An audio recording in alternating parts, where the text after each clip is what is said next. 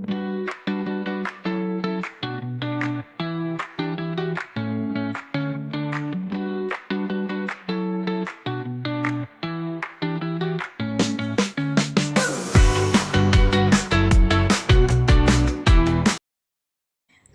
korelasi.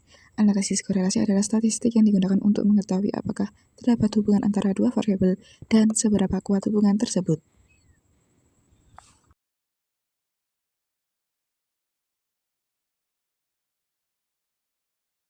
Jadi, selain menggunakan diagram pecah, korelasi data bivariat juga dapat ditentukan dengan cara menghitung nilai korelasinya. Koefisien korelasi dari koefisien korelasi itulah dapat diketahui kekuatan hubungan kedua variabel dalam data tersebut. Adapun metode menentukan koefisien korelasi suatu data antara lain korelasi pair sort, korelasi Spearman, dan korelasi peringkat kendal. Di sini kami akan menjelaskan salah satunya yaitu korelasi Spearman. Korelasi Spearman. Korelasi Spearman disebut juga korelasi rank Spearman koefisien. Korelasi Spearman antara variabel X dan Y disimbolkan dengan RS. Korelasi ini biasanya digunakan untuk mengetahui korelasi data bivariat, minimal berskala, ordinal, atau berjenjang dengan tren data tidak harus linier. Nilai-nilai kedua variabel pada data bivariat dinyatakan dalam bentuk peringkat dari yang terkecil atau sebaliknya. Apabila data nilai variabel yang sama, maka akan dihitung dengan cara dirata-rata.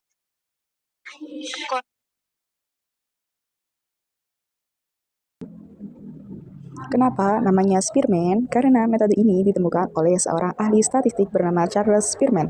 Jadi, namanya diambil dari nama penemunya. Itu hal yang biasa dalam ilmu pengetahuan. Contoh lain, hukum Newton ditemukan oleh Isaac Newton. Teori Einstein dari Albert Einstein. Jadi, korelasi Spearman artinya cara mengukur hubungan berdasarkan ide dari Spearman.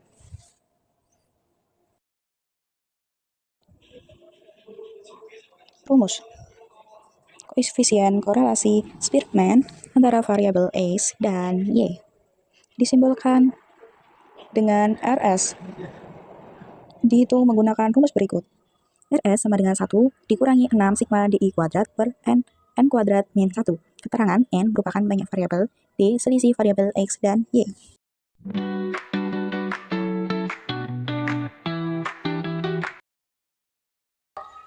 Halo teman-teman, aku Elsa Zahra Alisna dari kelompok 3 akan menjelaskan contoh soal korelasi Spearman. Yang pertama, salah satu faktor yang mempengaruhi rata-rata suatu tempat yaitu tempat terhadap garis lingkar. Tabel berikut menunjukkan peta beberapa kota di Sumatera Utara berdasarkan garis lingkar dan rata-rata suhu harian di bulan Juni 2023. Nah, pada tabel ini ada kota, dan rata-rata suhu harian. Bisa kalian lihat sendiri. Nah, sebelum kita menjawab soal ini, langkah pertama adalah kita menentukan variabel X dan Y. Letak merupakan variabel X karena mempengaruhi rata-rata suhu harian. Kemudian kita menyusun peringkatnya dengan cara kita urutkan dari yang terkecil hingga yang terbesar. Setelah kita urutkan peringkat yang terkecil, yaitu peringkat yang pertama, dan selanjutnya yang kedua kita akan menentukan kuadrat selisih peringkat variabel X dan Y. Dari data ini kita tuliskan nilai variabel X adalah yang pertama adalah 0, 1, 23. 0,1 derajat 23 terletak pada peringkat pertama, sehingga variabel X nya dituliskan 1. Selanjutnya adalah nilai Y. Nilai Y di sini adalah 24. 24 di sini terletak pada peringkat yang ketiga, sehingga variabel Y-nya kita tulis peringkat ketiga. Selanjutnya adalah 0,1 derajat 43.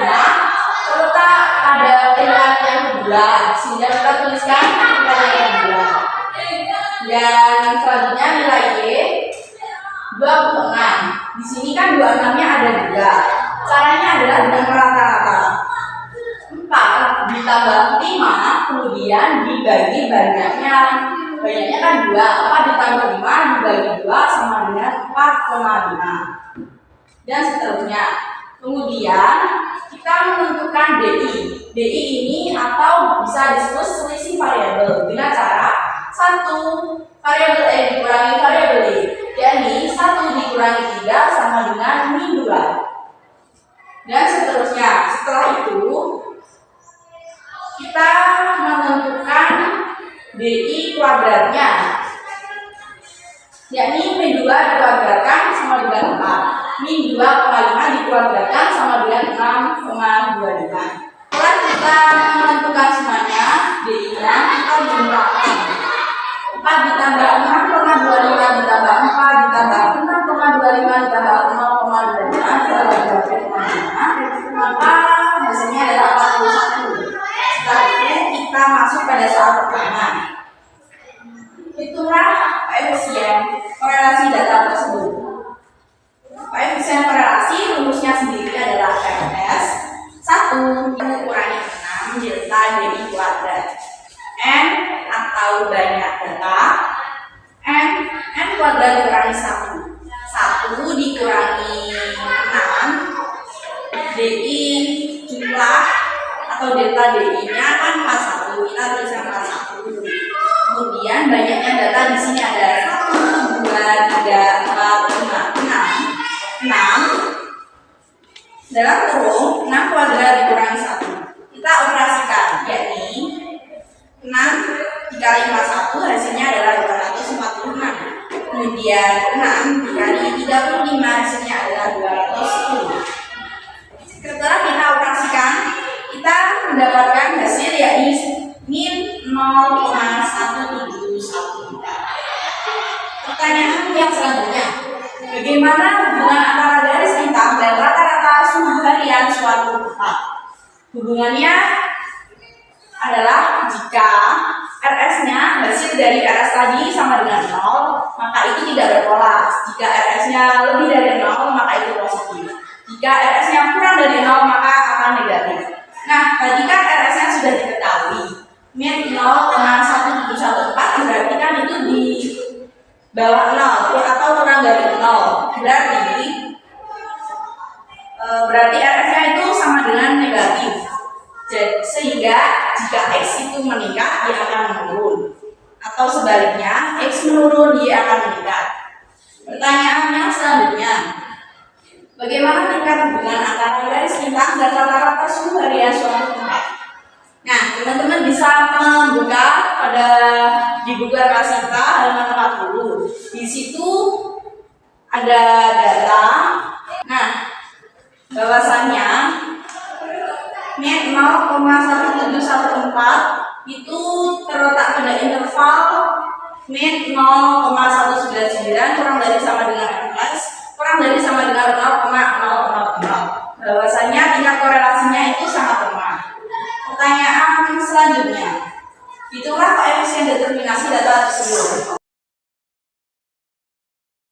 Menentukan koefisien data, rumusnya adalah RS kuadrat dikali 100%. RS-nya kan tadi sudah ditemukan, yakni min 0,1714. Kemudian kita kuadratkan sehingga hasilnya adalah 0,0294 dikali 100%. Yakni hasilnya adalah 2,94%. Pertanyaan yang selanjutnya, berapa persen pengaruh garis lintang terhadap rata-rata suhu harian suatu tempat? Pengaruhnya adalah 100% dikurangi 2,94%. 100% ini dikurangi dengan KD-nya yang tadi sehingga menghasilkan 92,06%. Jadi pengaruh garis lintang terhadap rata-rata suhu harian suatu tempat adalah 2,94%. Dan faktor lainnya yakni 92,06%. Nah, ini penjelasan dari saya. Terima kasih dan selanjutnya akan disambung oleh rekan saya. Saya Nurul Ismi Salwa akan menjelaskan contoh soal yang kedua. Jadi contoh soal yang kedua yaitu sebuah perusahaan melakukan pelatihan penjualan 5 kali tiap tahun. Tiap karyawan bagian penjualan diwajibkan mengikuti pelatihan minimal 3 kali tiap tahun. Hasil penjualan tahunan dan banyak pelatihan yang diikuti 5 karyawan disajikan dalam tabel berikut. Ini tabelnya 5 karyawan A, B, C, D, E dan banyak pelatihan dan hasil penjualan. Di sini ada 5 soal. Yang pertama, hitunglah koefisien korelasi data tersebut. Sebelum kita menghitung, kita harus menyusun peringkat dan menentukan kuadrat selisih peringkat variabel X dan Y. Sebelumnya kita harus menentukan variabel X dan Y. Di sini variabel X-nya adalah banyak pelatihan karena banyak pelatihan memengaruhi hasil penjualan. Dan yang variabel Y-nya adalah hasil penjualan karena hasil penjualan dipengaruhi oleh banyak pelatihan. Sekarang kita akan menyusun peringkatnya. Jadi di sini kita susun dari yang terkecil sampai yang terbesar. Setelah kita susun, kita berikan peringkat. Yang dari yang terkecil itu adalah peringkat pertama dan seterusnya. Yang kedua, menentukan kuadrat selisih peringkat variabel X dan Y. Di sini kita membuat tabel seperti ini. Setelah itu nilai X dan Y-nya kita masukkan di sini. Yang pertama kita akan menentukan peringkat nilai variabel X. Di sini variabel X yang pertama adalah 3. Jadi kita lihat di sini 3 itu ada di peringkat 1 dan 2. Karena ada di peringkat 1 dan 2, kita ratakan, yaitu dengan cara 1 ditambah 2 dibagi 2. Karena jumlahnya ada 2, jadi kita bagi 2. Jadi 1 tambah 2 dibagi 2 sama dengan 1,5. Dan yang X yang kedua yaitu 4. Di sini 4-nya juga ada 2, yaitu di peringkat 3 dan keempat. Caranya juga sama seperti tadi, yaitu dengan cara kita ratakan, yaitu 3 ditambah 4 dibagi 2 sama dengan 3,5 dan seterusnya. Sekarang kita menentukan peringkat nilai variabel Y. Yang pertama ada 240. 240 itu berada di peringkat pertama. Jadi kita tulis di sini 1. Kita ke 1. Dan yang kedua yaitu 250. 250 berada di peringkat 2 dan 3. Karena berada di peringkat 2 dan 3, maka kita katakan seperti yang di variabel X tadi, yaitu 2 ditambah 3 dibagi 2 sama dengan 2,5 dan seterusnya. Setelah itu kita mencari D-nya. D adalah selisih variabel dengan cara variabel X atau U, variabel Y atau V dikurang variabel X dikurangi variabel Y, yaitu ini variabel X yang pertama 1,5 dikurang 1 yaitu 2,5 dan seterusnya. Setelah sudah dikurang, ini kita kuadratkan jadi 0,5 pangkat 2. Setelah kita mencari D-nya, kita akan menguadratkan D-nya, yaitu 0,5 pangkat 2 menjadi 0,25, 1 pangkat 2 menjadi 1, 0 pangkat 2 menjadi 0 dan seterusnya. Setelah itu kita mencari sigma D kuadratnya dengan cara ini. D kuadratnya dijumlah semua dan menghasilkan 2,5. Soal yang pertama, hitunglah koefisien korelasi data tersebut. Nah ini yang pertama kita memakai rumus RS sama dengan 1 min 6 sigma D kuadrat per N 40 N kuadrat min 1. Kita tulis 1 min 6 sigma DI kuadratnya kan tadi sudah ketemu, jadi kita masukkan di sini 2,5 per n-nya adalah jumlah kabelnya ini kan ada 1, 2, 3, 4, 5, berarti n-nya adalah 5, jadi 5 buka terus 5 kuadrat min 1. Kita hitung 1 min 6,25 per 5 kali 24, yaitu 15 per 120 sama dengan 1 min 0,125 hasilnya adalah 0,875. Pertanyaan yang kedua, bagaimana hubungan antara banyak pelatihan yang diikuti karyawan dan hasil penjualan tahunan? Hubungannya adalah ini ada RS sama dengan 0 itu tidak bertolak, RS lebih dari 0 itu positif, RS kurang dari 0 itu negatif. Karena di sini hasil RS-nya 0,875, berarti RS lebih dari 0 dan hasilnya yaitu positif. Lanjut soal yang C. Bagaimana tingkat hubungan antara banyak pelatihan yang diikuti karyawan dan hasil penjualan tahunan? Ini kita bisa lihat di buku LKS matematikanya kalian ada di halaman 40. Di sana di atas ada tabel dan itu kita bisa lihat ini terletak pada interval 0,8000 kurang dari sama dengan koefisien korelasi kurang 1,0000 dan ini hasilnya yaitu 0,875. Ketika hubungannya itu sangat kuat. Lanjut soal yang D, hitunglah koefisien determinasi data tersebut. Terus koefisien data determinasi caranya adalah KD sama dengan RS kuadrat dikali 100%. RS kuadratnya tadi kita sudah temukan yaitu 0,875 kuadrat dikali 100%. Yaitu 0,7656 dikali 100%, hasilnya di 76,56%. Ya, selanjutnya terakhir itu berapa persen pengaruh banyak pelatihan yang diikuti karyawan terhadap hasil penjualan tahunan. Caranya yaitu 100% dikurangi KD-nya, yaitu KD-nya 76,56%. Hasilnya adalah 23,44%. Sekian dari saya, selanjutnya akan dilanjutkan oleh rekan saya.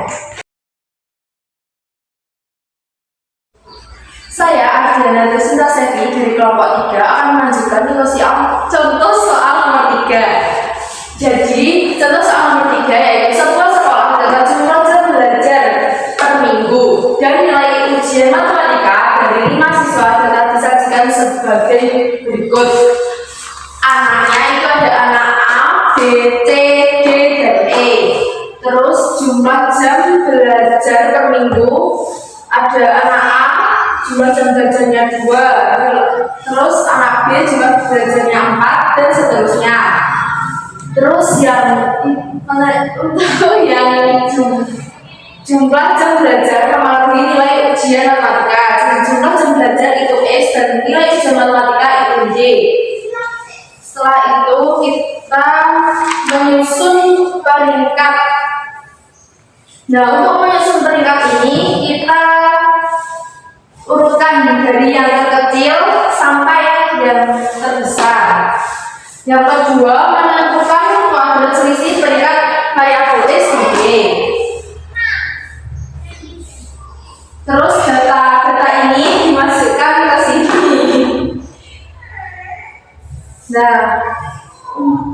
cari peringkat nilai variabel X UI. 2 ini kita lihat 65 variabel ini itu mendapatkan peringkat kedua. 75 mendapatkan nilai peringkat keempat. 55 mendapatkan peringkat ke 1. 85 mendapatkan peringkat kelima. 70 mendapatkan peringkat ketiga. Terus variabel Y juga seperti itu. Nah, kita sekarang tentukan selisih variabel. Untuk mencari selisih variabel, jadi sama dengan variabel X dikurangi variabel Y. 2 dikurangi 2 sama dengan 0, 4 dikurangi 4 sama dengan 0, 1 dikurangi 1 dikurangi 1 sama dengan 0, dan seterusnya. Setelah itu kita menentukan Y kuadrat. Nah, ini kan 0 ya, jadi 0 kuadrat sama dengan 0. 0 kuadrat sama dengan 0, dan seterusnya. Jadi jumlah Y-nya itu adalah 0. Nah, kita lanjut ke contoh soal A. Hitunglah koefisien korelasi data tersebut. Koefisien korelasi RS sama dengan 1 dikurangi 6 sigma DI kuadrat dibagi N dikali N kuadrat dikurangi 1 sama dengan 1 dikurangi 6 dikali D kuadratnya 0. Jadi ini 0 dibagi 5. 5 itu dapat dari ini sesuai dengan kolom jumlah kolomnya. 5 dikali 5 kuadrat dikurangi 1 sama dengan 1 dikurangi 0 dibagi 5 dikali 24 sama dengan 1 dikurangi 0 dibagi 120 sama dengan 1 dikurangi 0 sama dengan 1. Jadi koefisien korelasi tersebut adalah 1. Yang kedua, bagaimana hubungan antara jumlah jam belajar dan nilai ujian? Hubungannya, jika RS sama dengan 0 sama dengan tidak berpola. RS lebih besar dari 0 sama dengan positif, dan RS kurang dari 0 sama dengan negatif. Nah, ini kan RS-nya 1, jadi 1 lebih dari 0 itu positif ya. Jadi kesimpulannya jika X naik maka Y naik sebaliknya, jika X turun maka Y turun. Kita lanjut ke soal yang C. Bagaimana tingkat hubungan antara jumlah jam belajar dan nilai ujian? Jadi yang C sebenarnya terletak pada interval nilai kakaknya. Jika min 1 atau 1 itu tingkat korelasinya sempurna. Kalian bisa lihat tabel datanya di halaman 40. Terus yang D, hitunglah koefisien determinasi data tersebut. D terus KD sama dengan, nah rumusnya ada di KD sama dengan RS kuadrat dikali 100% sama dengan FS-nya ini 1 kuadrat dikali 100% sama dengan 1 dikali 100% sama dengan 100%. Kita lanjut ke yang E. Berapa persen pengaruh jumlah jam belajar terhadap nilai ujian matematika? E sama dengan 100% dikurangi 100% sama dengan 0 atau faktor lainnya.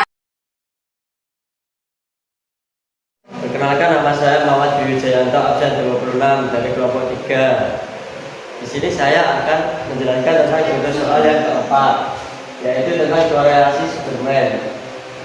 Sebelum kita menjawab semuanya ini, saya akan membaca soal-soalnya.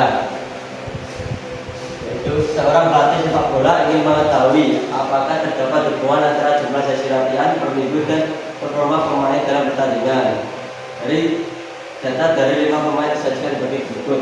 Berikut ini datanya, yaitu terdiri dari pemain, jumlah sesi latihan per minggu, dan skor performa pertandingan. Sebelum kita menjawab soal-soal ini, kita menentukan X dan Y, yaitu jumlah sesi latihan per minggu ini adalah X dan skor performa pertandingan adalah Y. Kemudian kita akan menyusun peringkatnya, yaitu data yang terkecil adalah peringkat 1 dan seterusnya. Kemudian kita akan menentukan kuadrat selisih peringkat variabel x dan y, yaitu di sini nilai x adalah 2 dan nilai y 65. Dan berikutnya peringkat nilai variabel x dan y. Kemudian kita akan menentukan kuadrat selisih peringkat variabel x dan y. Kita menulis lagi yang ada di tabel tersebut. Kemudian kita mencari peringkat nilai variabel x dan y. Variabel x adalah 2, maka peringkatnya 2. Variabel 4, variabel x 4, peringkatnya ada di 4, maka kita tulis 4. Seperti E. Kemudian kita mencari peringkat nilai variabel y. Nilainya adalah 2, maka peringkatnya adalah 2. Variabel 4, peringkatnya 4. Kemudian kita mencari selisih variabel DI sama dengan U dikurangi V, maka 2 dikurangi 2 sama dengan 0, 4 dikurangi 4 sama dengan 0. Kemudian kita mencari DI pangkat 2, yaitu 0 dipangkat 2 sama dengan 0, 0 dipangkat 2 sama dengan 0, dan seterusnya. Maka kita akan jumlah semuanya dan hasilnya adalah 0. Sigma DI pangkat 2 sama dengan 0. Kemudian kita akan mengerjakan soal-soal seperti berikut. Soal yang pertama adalah hitung koefisien korelasi eksperimen antara jumlah sesi latihan dan skor pertama pertandingan. Jadinya dari rumus berikut, yaitu RS sama dengan 1 min 6 dikali sigma DI pangkat 2 dibagi N buka kurung N pangkat 2 sama kurangi 1 sama dengan 1 min 6 dikali 0 5 buka kurung 5 pangkat 2 dikurangi 1 sama dengan 1 min 0 per 120 sama dengan 1 min 0 sama dengan 1. Dan kita akan menjawab soal B. Jelaskan hubungan antara jumlah sesi latihan dan performa pemain. Hubungan RS sama dengan 0 maka tidak berpola. RS lebih dari 0 sama dengan positif, RS kurang dari 0 sama dengan negatif. RS di sini adalah 1, maka 1 adalah positif. X meningkat, Y menurun, itulah sebaliknya. Soal yang kecil, tentukan tingkat kekuatan hubungan antara kedua variabel tersebut. Terletak pada interval min 1 atau 1, maka sempurna. Bisa dilihat dari buku halaman 40. Di situ ada tabel tingkat kekuatan hubungan korelasi antara dua variabel. Saya dari nomor 3, nama saya Dapat Jadi Bergojido, akan menjelaskan tugas matematika. Contoh soalnya, seorang guru ingin mengetahui hubungan antara peringkat siswa dalam mata pelajaran matematika dan peringkat mata pelajaran fisika. Dan ini datanya, siswa A, B, C, D, E, F. Ada nama siswa. Siswa A peringkat matematikanya 1 dan peringkat fisikanya 2. Siswa B peringkat matematikanya 2, peringkat fisikanya 1. Siswa C peringkat matematikanya 3, peringkat fisikanya 4. Siswa D peringkat matematikanya 4, peringkat fisikanya 3. Siswa E peringkat matematikanya 5 dan peringkat fisikanya 6. Siswa F peringkat matematikanya 6, peringkat fisikanya 5. Dan ini contoh, ini soal-soalnya. Hitung koefisien korelasi Spearman antara peringkat matematika dan peringkat fisika. Jadi kita akan mencari D. D itu X dikurangi Y dan mencari D kuadrat. 1 dikurangi 2 sama dengan 1, 2 kurangi 1 sama dengan 1, 3 kurangi 4 sama dengan 1, 4 kurangi 3 sama dengan 1, 5 dikurangi 6 sama dengan 1, 6 dikurangi 5 sama dengan 1. Jadi D kuadratnya semua adalah 1 dan jumlahnya korelasi Spearman-nya adalah 6. D kuadratnya 2. Jelaskan hubungan antara peringkat matematika dan fisika. Ini rumusnya adalah P sama dengan 1 min 6 sigma D kuadrat per N itu jumlah datanya ini dikali N kuadrat min 1 sama dengan 6 dikali D kuadrat per N jumlah siswanya dikali N kuadrat 36 kuadrat dikurangi 1. Jadi 1 dikurangi 36 per 210 sama dengan 1 kurangi 0,1714 sama dengan 0,8286. Jadi korelasi spermanya adalah 0,286.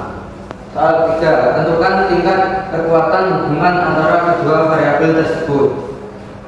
Jadi tingkat kekuatan antara kedua variabel tersebut adalah korelasi kuat karena P di antara 0,7 dan di antara 0,7 sampai 0,9. Jadi korelasinya kuat. Soal keempat, hitung koefisien data tersebut. Koefisien itu R kuadrat. R sama dengan P kuadrat sama dengan 0,826 kuadrat sama dengan 0,6866. Jadi koefisien data tersebut adalah 0,6866. Soal kelima, berapa persen pengaruh peringkat matematika terhadap fisika? R kuadrat dikali 100% sama dengan 68,66%. Jadi pengaruh peringkat matematika terhadap fisika adalah 68,66%. Sekian dari saya. Assalamualaikum warahmatullahi wabarakatuh.